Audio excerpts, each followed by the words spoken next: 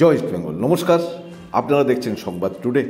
এই ভিডিওতে আইএসএল নিয়ে 6 তারিখ ম্যাচে ইস্ট বেঙ্গল গোয়া, 10 তারিখ ডার্বি যুব ভারতীতে না হলে কোথায় বা কবে হবে এইসব নিয়ে। আর তাছাড়া তার আগেই রবিবার অর্থাৎ গতকাল ওড়িশা এফসিকে 2-1 গোলে হারিয়ে চেন্নাইয়ের এফসি রীতিমতো অঘটন ঘটিয়েছে। এর ফলে অনেকটাই সুবিধাজনক জায়গা পেয়ে গেছে মোহনবাগান সুপার জায়েন্ট এবং মুম্বাই এফসি। ওড়িশা 18 ম্যাচে 35 পয়েন্ট, মানে এই পয়েন্টের ব্যাপারগুলো এবার বলতেই হচ্ছে, তার কারণ এই পয়েন্টের কচাকচি নিয়েই 6 নম্বর অর্থাৎ সুপার 6-এ কে যাবে, 6 নম্বর দলটা কে হবে বা আগের 5টি দল কারা সেটা বোঝা যাবে। হাবাসের মোহনবাগান 16 ম্যাচে অর্থাৎ 2টো ম্যাচ কম খেলে উড়িষ্যার থেকে 33 পয়েন্ট, ওড়িশা 18 ম্যাচে 35 পয়েন্ট।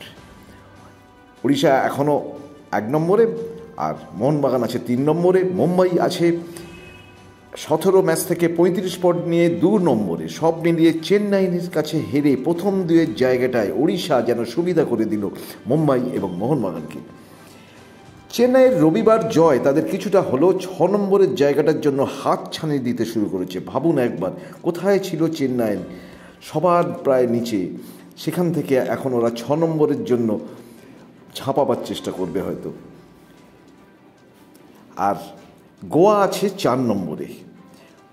গোয়া 4 নম্বরে যদি হয় তাহলে কেরালা 5 নম্বরে। দুই দলই 17টি করে ম্যাচ খেলেছে এবং দুজনেরই 29 পয়েন্ট। এখন 6 নম্বরের লড়াই। শেষ দিক থেকে এসে বেঙ্গালুরু আবার 18 ম্যাচ থেকে 21 পয়েন্ট নিয়ে 6 নম্বরে চলে এসেছে। জামশেদপুর হটে গেছে 7 নম্বরে 18 ম্যাচে 20 পয়েন্ট নিয়ে। নর্থ ইস্ট আবার 16 ম্যাচ থেকে 19 পয়েন্টে 8 নম্বরে।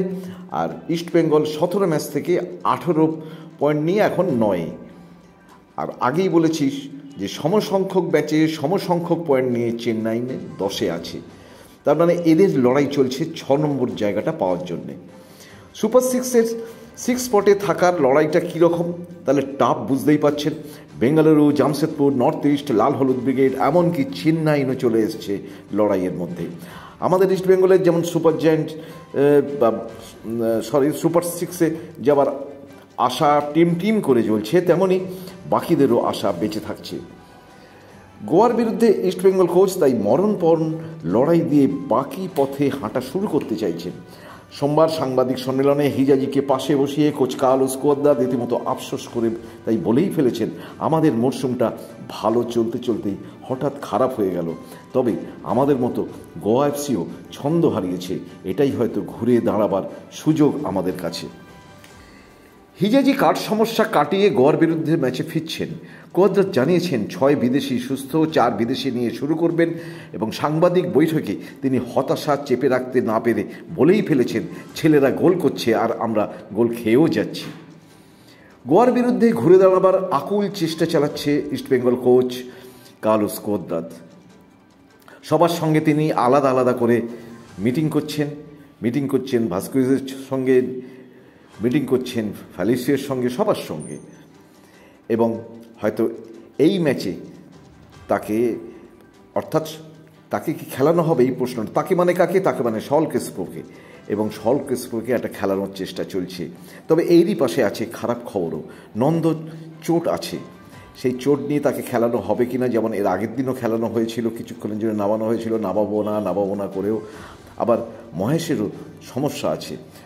তার মধ্যেও আশার আলো কিন্তু জাগিয়ে তুলেছেন বিষ্ণু সায়েনরা। বিষ্ণু এই মুহূর্তে তার নান্দনিক ফুটবল নিয়ে ইস্টবেঙ্গল সমর্থকদের বড় ভরসা। খাদের কিনারে দাঁড়িয়ে লক্ষ লক্ষ সমর্থক তাই শুধু জয় চাইছে, একটা জয়। কোয়াদ্রাদো সবাইকে খুশি ফিরিয়ে দিতে আপ্রাণ চেষ্টার কোনো কসুর করছেন না।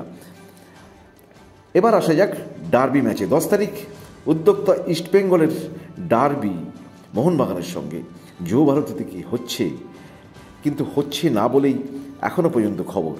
ওই দিন ব্রিগেড আছে, ব্রিগেডে শাসক দলের সমাবেশ। ওই দিন কৃষকদের সারা ভারত রেল রোকো।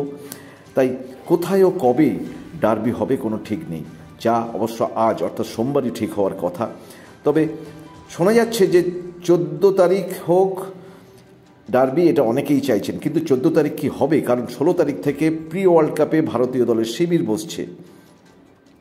আর 16 তারিখ থেকে যদি শিবির হয় তাহলে 14 তারিখ কীভাবে খেলা হবে কেউ জানে না। তবে আজই ঠিক হয়ে যাবে, তার আগেই হয়তো জানা যাবে যে ভুবনেশ্বর বা জামশেদপুরে 10 তারিখে খেলা হবে কি বা 11 তারিখে, যাই হোক না কেন 10 তারিখে যদি খেলা হয় তাহলে হবে হয়তো ভুবনেশ্বর বা জামশেদপুরে।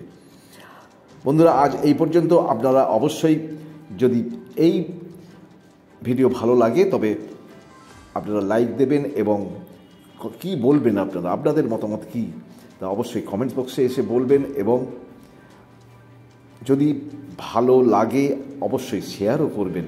আর যদি প্রথমবার এই চ্যানেলে এসে থাকেন তাহলে সাবস্ক্রাইব করতে ভুলবেন না। আপনাদের ভালো থাকুন আপনারা, এই কামনা করে, আপনারা সুস্থ থাকুন এই কামনা করে আপনাদের কাছ থেকে আপনাদের স্যালুট জানিয়ে আমরা বিদায় নিচ্ছি। নমস্কার।